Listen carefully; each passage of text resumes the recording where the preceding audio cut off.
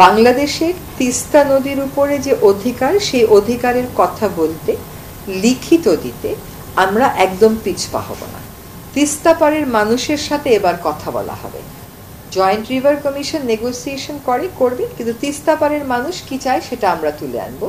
আপনি দেখেছেন যে ভারতের কিন্তু আমাদের মমতা ব্যানার্জি বলেন যে আমার মানুষকে বঞ্চিত করে আমি পানি দেব না। তো আমার মানুষ কি চায় ওটাও টেবিলে যাতে আসে সেই ব্যবস্থাটা করব।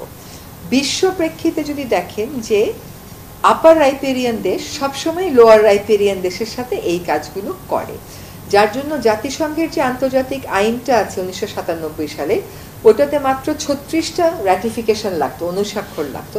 17 বছর লেগেছে ওইটাকে 36টা স্বাক্ষর পেতে।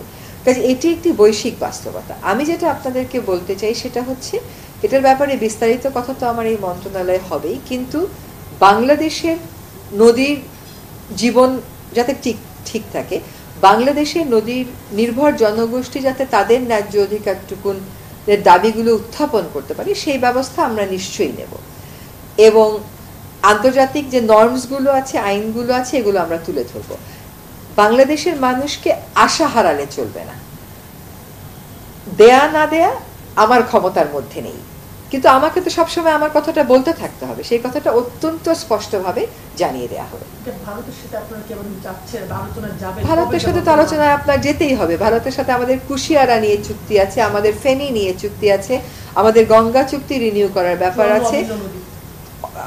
54 অভিন্ন না বলি, কারণ এটারও আবার কিছু কথা আছে যে আরো কিছু হয়তো অভিন্ন নদী আছে। অভিন্ন নদীগুলো নিয়ে ভারতের সাথে আমরা কথা বলবো। ভারত আমাদের সবচেয়ে বড় প্রতিবেশী। বাংলাদেশের স্বাধীনতার সাথে তার একটা সম্পর্ক আছে। ভারতের সাথে আমরা অতি অবশ্যই আমাদের যে বন্ধুত্বপূর্ণ সম্পর্ক সেটা টিকিয়ে রাখবো। আমাদের যে দাবি দাওয়াগুলো সেগুলো আমরা জোরালো ভাবে পেশ করব। আমরা হয়তো আন্তর্জাতিক মণ্ডলেও কথা বলবো যে এইগুলো হচ্ছে আমাদের ন্যায্য দাবি, তারপরে দেখা যাক কি হবে। It's too early to comment. আর ধরেন আমি এখনো 3 দিনও পানি সম্পদ মন্ত্রণালয়ে অফিস করিনি, কিন্তু জনগণকে এইটা বলে আশ্বস্ত করতে চাই যে তাদের যে ন্যায্য দাবি, সেই দাবির ব্যাপারে, বাংলাদেশের নদীগুলোর জীবন বাঁচানোর ব্যাপারে আমাদের যা বলার আমরা বলবো। এবং আমি অলরেডি বলেছি যে এই যে যৌথ নদী কমিশন, এখানে নদী বিশেষজ্ঞ, পরিবেশ বিশেষজ্ঞ, বৈচিত্র্য বিশেষজ্ঞরা কখনো পার্টিসিপেট করে কিনা, তাদের করবার সুযোগটা তৈরি করা, এগুলো করব। এখন আগামী 2 বছর পর, 1 বছর পর, 6 মাস পরে আপনার জীবন কি হবে আপনি বলতে পারেন? তা তো পারেন না, কিন্তু আমার তো একটা ডেফিনিট ম্যান্ডেট আছে। সেই ম্যান্ডেট নিয়ে তো আমাকে আগাতে হবে।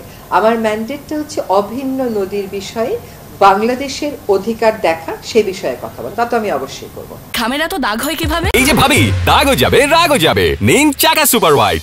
আমি এটা কি করে বলবো আপনাকে বলেন? 3 দিন অফিস করে তো আমি সিদ্ধান্ত দিতে পারবো না। আমাকে পরিকল্পনাটা দেখতে হবে, তাদের প্রস্তাবনাটা দেখতে হবে, আলাপ আলোচনাটার পদ্ধতিটা বা প্রসেসটা আমাকে চালু রাখতে হবে। তারপরে যেটা নদীর স্বার্থে, মানুষের স্বার্থে উপযোগী মনে করি, সরকারের অন্যান্য অধিদপ্তরের সাথে কথা বলে সেই সিদ্ধান্তে যেতে হবে। জনগণের সাথেও কথা বলা হবে।